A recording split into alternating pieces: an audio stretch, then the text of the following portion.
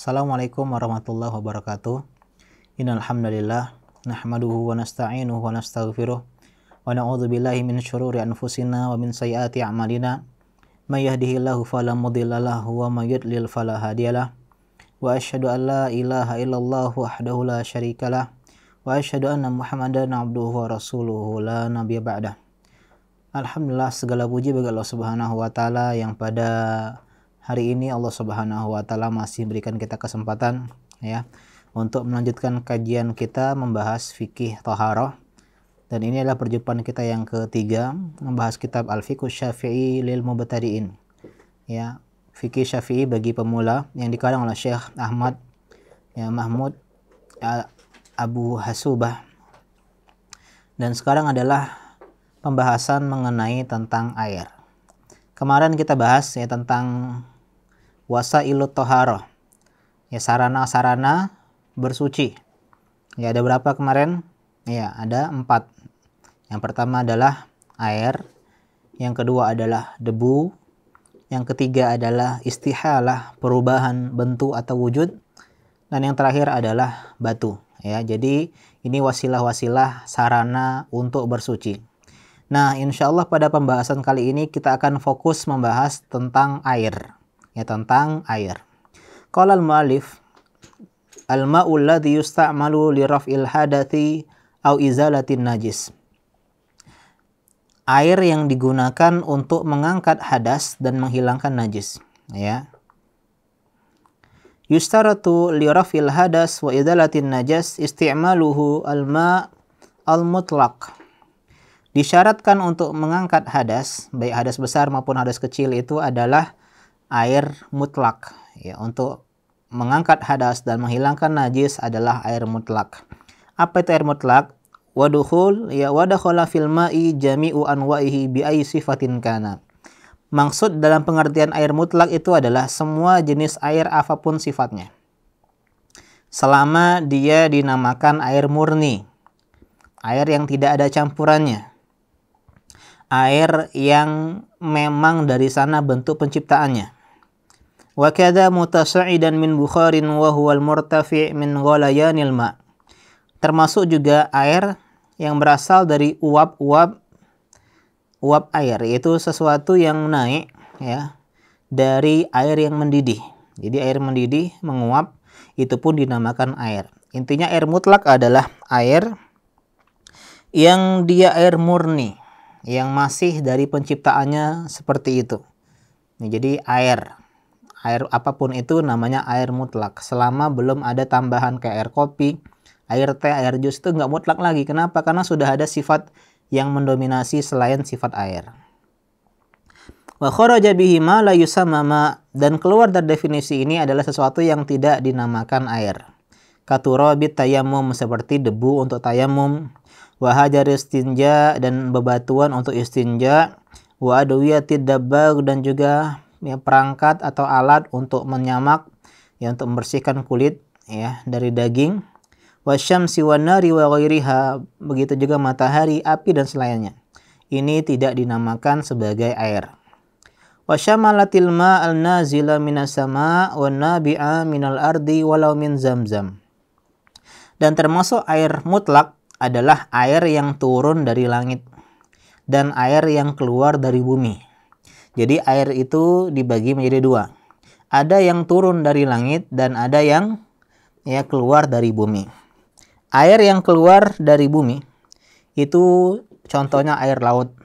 Air apa lagi? Air sungai, air sumur, dan air mata air. Jadi laut, sungai, sumur, dan mata air. Adapun air yang turun dari langit itu ada air hujan, kemudian ada air es atau air salju, dan juga ada air embun. Jadi ada 7 definisi air mutlak. Dari langit ada 3 dan dari bumi ada 4. Air dari langit, air hujan, air es atau air salju, kemudian air embun. Dari keluar dari bumi ada 4. Air sungai, air laut, air sumur, dan air mata air. Meskipun itu dari air zam-zam. Jadi meskipun air zam-zam dinamakan sebagai air mutlak. Sekarang kita masuk ke pembahasan pembagian air. Aqsamul miyah. Aqsamul miyah, macam-macam air. Jadi air itu memiliki jenis-jenisnya, tidak satu kesatuan. Al-ma'u huwa ma nazala minas sama'i aw naba'a minal ardi ala ay sifatin kanat min aslil khilqah. Air adalah sesuatu yang turun dari langit. Contohnya air hujan, air embun, dan air salju atau air es. Dan yang keluar dari bumi, air sungai, air laut, air sumur, dan mata air, apapun bentuk sifatnya. Yang mana ini adalah ya awal dia diciptakan. Jadi dalam bentuk pertama kali diciptakan air. Jadi masih dalam bentuk aslinya, bentuk Allah menciptakan air.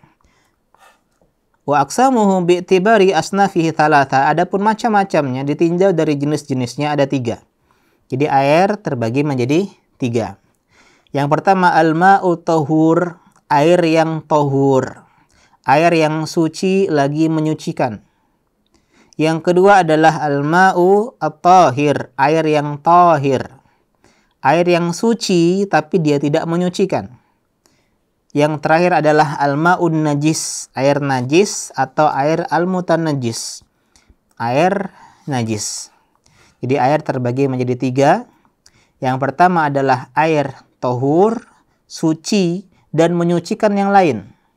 Yang kedua adalah air tahir, air yang suci tapi dia nggak bisa menyucikan orang yang lain. Yang terakhir adalah air najis, dia nggak suci sama sekali, baik diri sendiri apalagi menyucikan orang lain. Ini pembagian air secara definisi umum. Al-awwal, kita bahas air yang pertama, air tahur. Wa huwal musamma bil mutlaq. Inilah yang dinamakan dengan air mutlak. Jadi air mutlak itu termasuk air yang tahur, dia suci dan menyucikan. Air sumur, suci, berwudu dengan air sumur. Ya, air laut, kemudian air hujan atau air-air yang lainnya. Wa huwa ma yusamma ma'un bila qaidin, atau dinamakan juga air yang tidak terkait dengan sifat apapun. Tidak ada embel-embelnya, air tok. Beda dengan kopi. Ya, air kopi ada tambahan. Air teh, air jus, ya air yang lain-lainnya. Ini menunjukkan bahwasannya kalau air tidak ada tambahan embel-embel namanya air mutlak. Contoh air sumur, air hujan, air. Jadi meskipun dinamakan air tanpa tambahan, inilah yang dikenal dengan air mutlak. Wal qaidu huwa lazim min idafatin aw sifatin. Sedangkan ikatan di sini adalah sesuatu yang berasal dari penyandaran maupun sifat. Jadi airnya enggak, air mutlak adalah air yang tidak ada sandaran dan tidak ada sifat. Beda seperti ada sandaran, contohnya kamail ward, air mawar. Jadi air dari bunga mawar. Au sifatin, atau sifat kalmail dafiq, air yang terpancar, air mani. Ini bukan masuk definisi air mutlak. Kenapa? Ada sifat. Atau wal ma'il mutanajis, air yang najis. Intinya air mutlak adalah air yang murni tanpa tambahan sesuatu apapun. Jadi kalau dibilang tolong bawain air, ini airnya, dibawa kopi, marah nggak kira-kira? Marah, ya, karena itu bukan air, itu kopi. Tolong ambil air, dibawain ternyata jus, ya, karena jus ini bukan air mutlak. Tapi kalau saya bilang tolong ambilin air sumur, boleh. Tolong ambilin air kolam, ya, atau air hujan, ini definisi air mutlak. Ini yang pertama. Jadi air yang digunakan untuk bersuci adalah air yang tahur, air yang suci lagi menyucikan, atau ini dikenal air mutlak. Contohnya ada 7. Yang pertama adalah air hujan, air es atau air embun, ya, air es atau air salju.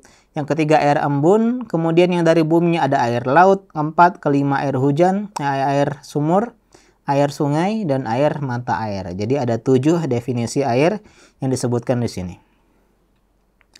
Dan ternyata air tahur pun terbagi menjadi 3. Yang pertama adalah ma yahrumu isti'maluh, air yang haram digunakan. Jadi ada air yang tahur, dia suci, dia menyucikan, tapi nggak boleh digunakan. Kenapa? Karena ada pengharaman dari sisi yang lain. Kalma il mangsub, seperti air hasil curian, air rampasan. Ya, jadi dia ngambil air diam-diam, air orang lain menampung air, dia ambil tanpa izin, ini namanya air yang diharamkan untuk digunakan. Meskipun secara zatnya dia suci lagi menyucikan. Jadi sah ya wudunya, akan tetapi dia berdosa. Kenapa? Karena air tersebut adalah air hasil curian. Ini yang pertama. Di air tahur terbagi menjadi 3. Yang pertama, air yang haram digunakan. Yang kedua adalah air yang ma yukrahu isti'maluh, air yang makruh untuk digunakan. Ya, makruh sifatnya tidak sampai derajat haram, tapi dimakruhkan, dibenci, nggak disenengin kalau kita berwudu atau bertaharah dengan air tersebut. Wa huwal ma'ul musyammas al-musakhan bi ta'thir asy-syamsi fihi, yaitu air yang disebut dengan air musyammas.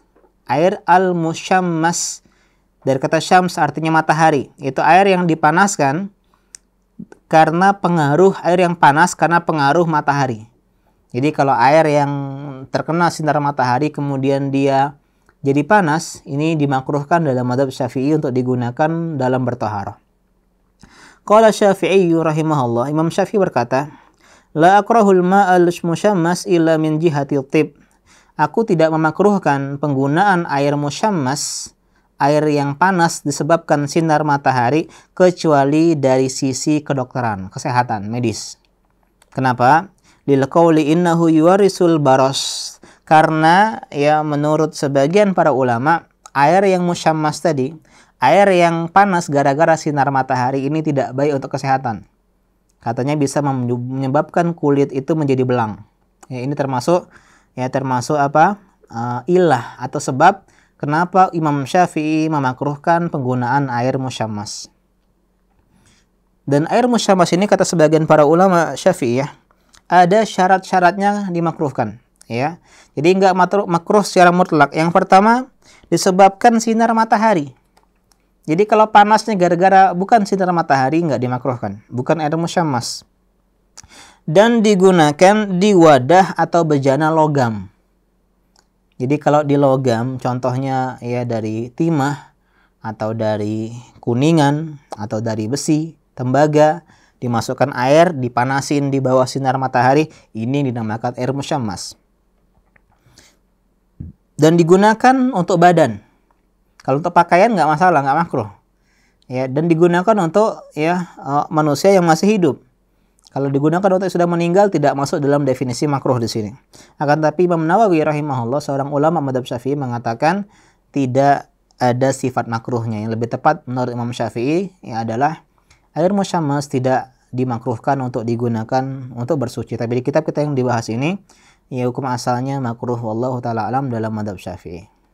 Ya, itu tentang air musyammas ya, air al-musyammas. Jadi kita ulangi kembali bahwasanya air dilihat dari tempat keluarnya atau munculnya terbagi menjadi 2. Air yang turun dari langit dan air yang keluar dari bumi. Air dari langit ada 3, air hujan, air es atau salju, dan air embun. Adapun air yang keluar dari bumi, air sungai, air laut, air sumur, dan air dari mata air. Kemudian air ditinjau dari jenisnya terbagi menjadi 3. Air yang tohur, suci dan menyucikan, air yang tohir, suci tapi tidak menyucikan, dan air yang mutanajis, air najis, air yang tidak suci. Dan air tohur kita bagi menjadi 3 secara penggunaan hukumnya. Yang pertama adalah air yang haram digunakan. Contohnya adalah air maghsub, air yang hasil curian atau hasil rampasan. Yang kedua adalah ma yukrah isti'maluh, air yang makruh hukumnya untuk digunakan. Dan ini terbagi menjadi 3. Yang pertama adalah air al-musyammas, air yang terdapat dalam bejana logam yang panas disebabkan sinar atau cahaya dari matahari. Dijadikan makruh hukumnya oleh Imam Syafi'i disebabkan karena itu mengganggu kesehatan karena bisa menyebabkan penyakit belang pada kulit. Kemudian yang kedua dari air yang makruh selain air musyammas, wal ma'u syadidus sukhunah biwasitati ta'thiri ghairi syamsi kannari masalan. Yang kedua, di antara air yang makruh untuk digunakan dalam mazhab Syafi'i adalah air yang sangat panas, yang disebabkan panasnya selain matahari, seperti air api, air yang dimasak. Ini contohnya di antara air yang makruh digunakan untuk bersuci. Jadi air yang sangat panas. Yang ketiga dan terakhir dalam definisi atau contoh-contoh air yang makruh adalah wasyadidul burudah, air yang sangat dingin. Jadi dalam mazhab Syafi'i air yang sangat dingin ini termasuk air yang makruh untuk digunakan. Dan ada tambahan-tambahan di sini, contohnya wa miyahu qaumi Tsamud wa qaumi Lut. Airnya kaum Samud dan kaum Lut. Jadi kaum Lut ya di negeri Sodom, atau ini dikenal dengan sekarang Laut Mati di Kaspia. Ya, air yang katanya kadar garamnya tinggi sehingga semua yang bisa di sana bisa mengapung, ya, bisa berenang, itu dimakruhkan karena termasuk air yang dijadikan azab, ya, bekas peninggalan azab kaum-kaum yang durhaka kepada Allah Subhanahu wa taala. Disebutkan di sini juga wal bi'rul ladzi wudi'a fihi as-sihru lin-nabi sallallahu alaihi wasallam. Air sumur yang dimana di sumur tersebut diletakkan sihir Nabi Shallallahu Alaihi Wasallam. Sebagaimana kita ketahui bahwasanya Nabi pernah disihir oleh seorang Yahudi, ya, dan sihir tersebut tapi tidak berpengaruh terhadap wahyu, ya, kenabian, kerasulan. Akan tetapi pengaruhnya hanya sebatas Nabi serasa telah menggauli istrinya padahal belum. Jadi dibuat Nabi itu ya memiliki khayalan sudah, oh ini udah datengin istri padahal belum. Dan itu diletakkan buhul-buhulnya di sebuah sumur yang diambil oleh Ali bin Abi Thalib dan dilepas buhul-buhul tersebut. Ini air yang kedua. Dan air yang ketiga adalah air yang mubah untuk digunakan, yaitu selain air yang haram dan selain air yang makruh. Jadi air tahur terbagi menjadi tiga: air yang tidak boleh digunakan, air yang dimakruhkan, dan air yang diperbolehkan. Kemudian kita masuk ke jenis yang kedua.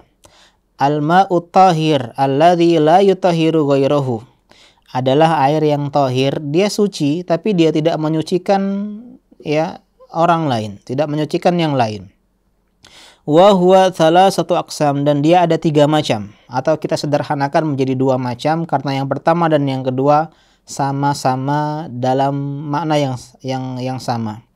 Yang pertama huwa mastu'mila fi taharati an hadasin asghara au akbar wa ma fi ma'nahu makal maut. Air yang ustu'mila, yang digunakan, air yang telah digunakan untuk bersuci dari hadas kecil maupun hadas besar, ataupun yang semaknanya seperti kematian, yang dikenal dengan air musta'mal. Air musta'mal, air yang tahir, dia suci tapi tidak bisa dijadikan untuk alat bersuci. Ini yang pertama. Yang kedua masih makna air yang musta'mal, mastu'mila fi izalati najasatin. Air yang digunakan, air musta'mal yang digunakan untuk menghilangkan najis. Jadi dalam mazhab Syafi'i, air yang telah digunakan untuk bersuci yang hukumnya wajib seperti thaharah dari hadas besar maupun kecil atau dalam menghilangkan najis tidak bisa digunakan sebagai alat bersuci. Jadi yang pertama adalah air yang dikenal air musta'mal. Air musta'mal. Yang ketiga atau kedua dalam definisi yang lebih ringkas, ma taghayyara ta'muhu aw launuhu aw rihuhu yakinan bi mukhalatati tahirin yastaghnil ma anhu taghayyuran yamna'u itlaqal ismi kal itri wasabuni wal hibr. Sesuatu air yang berubah. Jadi air yang berubah disebabkan campuran atau termasuknya sesuatu yang suci yang mengubah salah satu dari 3 sifatnya. Lihat sifat air ada 3. Yang pertama adalah at-ta'am, rasa. Yang kedua adalah laun, warna. Yang ketiga adalah rih, aroma. Ya, jadi kalau berubah salah satu dari 3, berubah warnanya atau rasanya atau bau atau aromanya, maka ya ini tidak lagi menjadi air tahur tapi dijadikan air yang tahir. Yang mana hal ini menyebabkan dia tidak lagi dinamakan air secara mutlak. Jadi mengubah. tidak lagi disebut sebagai air karena sudah ada sesuatu yang mengubah secara dominan. Contohnya air kopi. Air kemasukan kopi. Kopi suci nggak? Suci. Ya, tapi ketika kopi tersebut mendominasi air sehingga air tersebut berubah dari sifat asalnya, warnanya berubah, aroma berubah, maka jadi air yang tahir, suci. Tapi kita nggak boleh berwudu dengan air kopi atau air susu. Kenapa? Karena dia sudah menjadi tahir. Karena kemasukan sesuatu yang suci dan mendominasi air tersebut tidak lagi jadi air mutlak. Beda kalau yang masuk hanya sedikit. Contohnya air kemasukan pasir, kemasukan dedaunan, kemasukan kerikil, tetap dikatakan air. Ini boleh digunakan untuk bersuci. Tapi kalau air tersebut langsung mengubah sesuatu, ya seperti air jus, ya atau air susu, air kopi, air teh, maka ini tidak lagi dinamakan air yang mutlak, tidak lagi dinamakan air yang tahur, tapi air yang tahir. Seperti al-itar, parfum. Parfum tidak dinamakan air mutlak karena sudah ada embel-embel air parfum. Dan parfum tersebut mendominasi sehingga nggak boleh kita berwudu dengan menggunakan parfum. Begitu juga sabun. Sabun di sini adalah sabun cair ya. Air yang udah kemasukan sabun cair sehingga mengubah air tersebut menjadi sabun. Beda kalau air satu ember masuk setitik sabun, itu nggak berubah ya. Atau juga tinta, termasuk juga tinta. Ya, sekarang lagi viral tinta cumi ya. Jadi kalau ada air yang masuk tinta dan tinta tersebut mengubah air tersebut, ini nggak boleh dijadikan alat untuk bersuci. Ini yang kedua, air tahir. Jadi air tahir intinya adalah air yang suci tapi dia tidak menyucikan. Nggak boleh berwudu, nggak boleh jadikan alat untuk mandi wajib. Ya, tapi boleh dikonsumsi seperti air kopi, air susu, air teh. Ya. Jenisnya ada dua. Yang pertama air musta'mal, air yang telah digunakan untuk bersuci dengan perbuatan yang wajib. Seperti mengangkat hadas besar maupun kecil. Seperti menghilangkan najis. Yang kedua adalah air yang kemasukan benda suci dan mengubah dominasi air tersebut sehingga tidak lagi dinamakan air secara mutlak. Dan yang terakhir, asalis adalah al-ma'ul mutanajis, air yang najis. Wa huwa kisman, dan dia ada dua macam. Ya, dan dia ada dua macam. Jadi air mutanajis, air yang najis ini bukan alat untuk bersuci. Nggak boleh kita berwudu ya dengan air seperti ini. Dan dia ada dua jenis. Yang pertama adalah ma'un qalilun ittasala bihi najisun ghairu ma'fuwin anhu sawa'un taghayyaral ma' am la aw qalla dzalikan najis aw kathur. Air yang sedikit, ya, air yang sedikit yang dicampuri dengan najis yang tidak diampuni najis tersebut, artinya najis ya berat yang tidak bisa diberikan udzur atau diberikan ya pemaafan, meskipun tidak berubah satu dari sifat air tersebut. Ya, meskipun najisnya sedikit ataupun banyak. Jadi kalau dalam mazhab Syafi'i, air yang sedikit itu di bawah 2 kullah atau di bawah 200 liter, kemasukan najis, maka air tersebut menjadi air najis dalam mazhab Syafi'i. Ya, jadi air ya, yang kurang dari 200 liter atau 2 kullah, kemudian kemasukan najis meskipun tidak berubah salah satu dari sifat ya air tersebut, maka menjadi air najis. Yang kedua, ma'un kathirun ittasala bihi najisun wa taghayyara bihi walau taghayyuran yasiran wa huwa ma balagha kullataini fa akthar. Air yang banyak yang kemasukan najis dan berubah salah satu dari 3 sifatnya, warna atau aroma atau rasa, meskipun perubahannya sedikit. Dan dinamakan air banyak atau sedikit itu dalam mazhab Syafi'i dan mazhab yang lainnya juga adalah 2 kullah. Kullah itu artinya ya kurang lebih 1 drum besar, sehingga 2 kullah 2 drum besar ya atau lebih.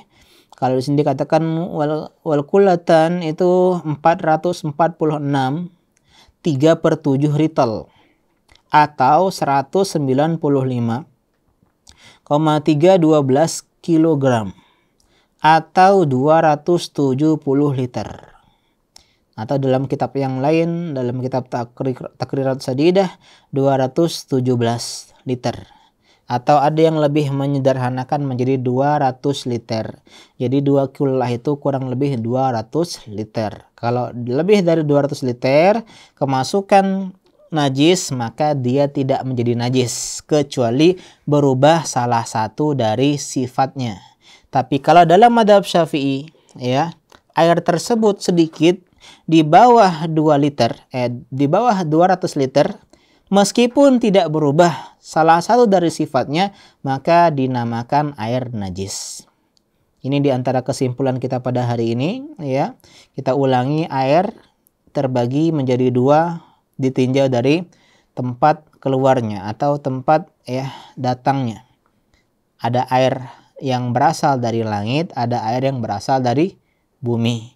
Air langit contohnya air hujan, air es, dan air embun. Adapun air bumi, air sungai, air laut, air sumur, dan air mata air. Sedangkan air kalau ditinjau dari jenisnya ada 3. Air yang tohur, suci dan menyucikan. Air yang tahir, suci tapi tidak menyucikan. Dan air najis, air yang tidak suci. Air yang tohur, yang suci lagi menyucikan pun kita bagi menjadi 3. Ini dinamakan air mutlak. Yang haram digunakan, yang makruh digunakan, dan yang boleh digunakan. Yang haram adalah air curian. Yang makruh itu ada 3 atau lebih. Contohnya air musyammas yang panas karena sinar matahari. Kemudian ada air yang sangat panas dan air yang sangat dingin. Kemudian air yang boleh digunakan adalah selain air yang haram dan air yang makruh. Kemudian ada air yang tahir, air yang suci tapi tidak menyucikan. Contohnya air mutlak dan air yang kemasukan benda suci dan mengubah dominasi air tersebut. Dan yang terakhir adalah air yang najis, yang sedikit kalau kemasukan najis dan banyak kalau kemasukan najis dan berubah salah satu dari sifatnya. Demikian yang bisa kita sampaikan pada kesempatan kali ini. Semoga bermanfaat. Subhanaka Allahumma bihamdika asyhadu an la ilaha illa anta astaghfiruka wa atubu ilaik. Wassalamualaikum warahmatullahi wabarakatuh.